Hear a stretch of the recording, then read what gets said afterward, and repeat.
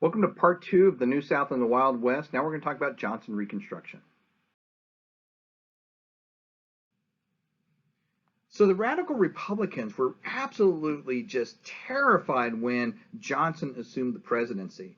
I mean, at the time that Johnson was made the vice president, it made sense to everyone. Lincoln knew that the war was going to be won, right? And he was already looking, how can I begin to try and heal the wounds of this civil war? And the best way that he could think to do that was by dropping his current vice president, Hannibal Hamlin, and picking up a new one, a Southerner. And Andrew Johnson fit this bill perfectly. He was a Southerner. He's from the state of Tennessee. He was a member of the U.S. Senate for Tennessee. When Tennessee seceded, he refused to recognize the Tennessee secession, and so he refused to resign his Senate seat. He was the only Southern senator to do this, right? So he's a Unionist, right? A Southern Democrat Unionist, and that's perfect to give that little bit counterpoint to the Republican Lincoln. And so as long as Johnson's just the vice presidency, this is great. You create this perception of unity. And what's the vice president do? He goes around opening malls, right? He goes around kissing hands and shaking babies. That's it. Okay. So that's fine as vice president. But now Johnson's president of the United States, and the radical Republicans in Congress are terrified. What is he going to do? He's a Southerner. Well, as far as addressing question number one, well, he doesn't like Lincoln's plan at all. He says, you know what?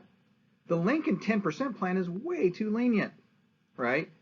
So he begins setting new conditions. He says, first of all, you Southern states, you have to repudiate secession. You have to acknowledge that secession was illegal for you to do in the first place, right? Before you can even begin the process for applying for readmittance, you must do that. Number two, you have to ratify the 13th Amendment. One of the last things that Lincoln did before his death was he managed to sign the 13th Amendment and send it out to the states for ratification. But remember, you need to have 3/4 of the states ratified in order for it to become part of the Constitution. So he says, you've got to ratify this 13th Amendment, right, so that we can get to that 3/4 mark, right? You must have a majority of your registered voters sign a loyalty oath to the United States. Not 10%, 50% plus one. It has to be a majority, right? Any high-ranking members of the Confederate government or military or any ex-Confederates that have more than $20,000 worth of net wealth, in other words, they're rich, are not allowed to participate in the government unless they get a presidential pardon, right?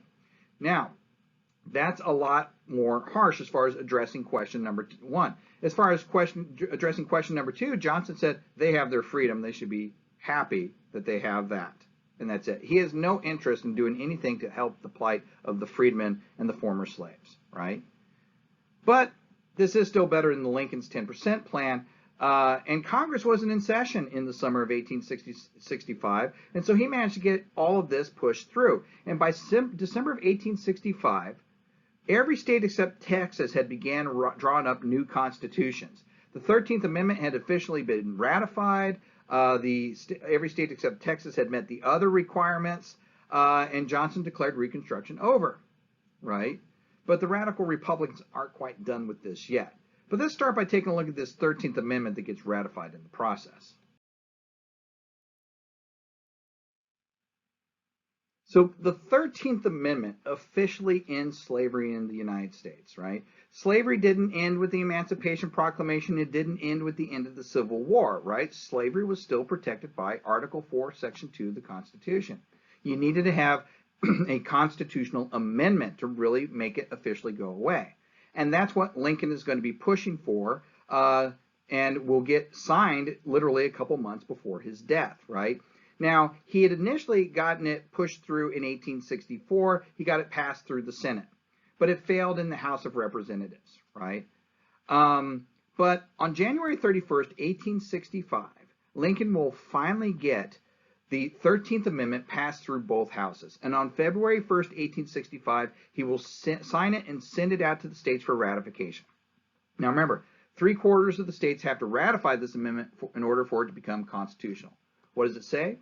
It says, neither slavery nor involuntary servitude except as punishment for a crime whereas the party shall have been duly convicted shall exist within the United States or any place subject to their jurisdiction. This officially makes slavery unconstitutional, okay? So it goes out for ratification. You need to have 3/4 of states to ratify it in order for it to become constitutional law. This is why Johnson put that condition for readmittance for the southern states. You got to ratify it because they could effectively block it, 11 southern states, right? On December 6, 1865, Georgia will be that three-quarter state mark, and once Georgia ratifies it there on December 6, 1865, the 13th Amendment is part of the Constitution, and slavery is officially unconstitutional. Okay? Two things I want you to get out of this. First of all, I always make the argument, and historians have different opinions on this, but I'm going to give you mine. My argument is that December 6, 1865 is the beginning of the Civil Rights Movement. Right? Like I said, some will argue, dates back to Jamestown, it dates back to the Papal Bulls and the Portuguese setting up the slave trade on the West African coast. Whatever date you pick, that's fine. But let me tell you why my argument is that the civil rights movement begins on December 6, 1865. It was on that day that the argument fundamentally changed. Up to that point in American history, the argument had been about abolition, the end of slavery, the end of bondage, right? And on that day, slavery officially became unconstitutional, and the argument changed. It ceased to be about abolition, and it became about equality.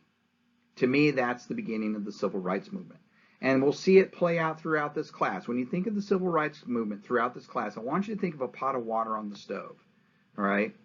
We're going to put a pot of cold water on the stove right now, right? December 6, 1865. And we're going to turn the burner on high. That burner is the civil rights movement. It's applying heat. Now, you're going to put your hand in that water? Well, sure, why not? December 6, 1865, the water's cold, right? The civil rights movement's applying heat to it, but in no effect yet. This is just the beginning. Throughout this class, you'll see we'll revisit civil rights issues here, moving forward. You're going to see that water slowly get hotter and hotter and hotter and hotter until finally you reach that point, 1964, 1965, the time period that a lot of people think of when they think of the civil rights movement. What they're thinking of is actually the moment the water boiled, right? The civil rights movement, of course, continues on to the modern day. 1964 is such a pivotal year in all that because that is a transitional point where the water began to boil over. Okay, so that's when we go through here. You're going to see this as we go. We're going to revisit this throughout the class, and you'll kind of see how that water heats up. The second thing I wanted to get out of this is kind of trivial and stuff, but it's kind of interesting nonetheless. When Georgia ratified the 13th Amendment, then it became constitutional law. That means other states hadn't ratified it yet, right? But it didn't matter. It was part of the Constitution. You hit that three-quarters mark. Well, that allowed one state to fall through the cracks. Mississippi, despite the fact that they needed to ratify that amendment to move forward with reapplying for statehood under the Johnson plan, well, they kind of allowed to skip that because it was already constitutional law, so who cares, right? Well, they skipped it for a long time. In 1995, somebody pointed out to the state of Mississippi that they had still not ratified the 13th Amendment. 1995. This is under the presidency of Bill Clinton. Okay? And so when their state legislature convened there in March of 1995, on the 16th of March, they ratified, they signed off on the 13th Amendment and ratified it. Yay! So they finally did it, right? Well, no, they still hadn't done it. You see, in order for it to become official, you have to notify the U.S. archivist about the ratification, and they failed to do that. So they ratified it, but they never told the U.S. archivist, so it still was not in the U.S. national record. Now, this was discovered in the winter of 2012 when somebody was doing research on the fact that Mississippi was so late to sign it, ratify it, they realized, they still haven't, right? So on February 7th, 2013, this clerical oversight was finally corrected, and Mississippi finally ratified the 13th Amendment. They ratified the 13th Amendment during the presidency of Barack Obama.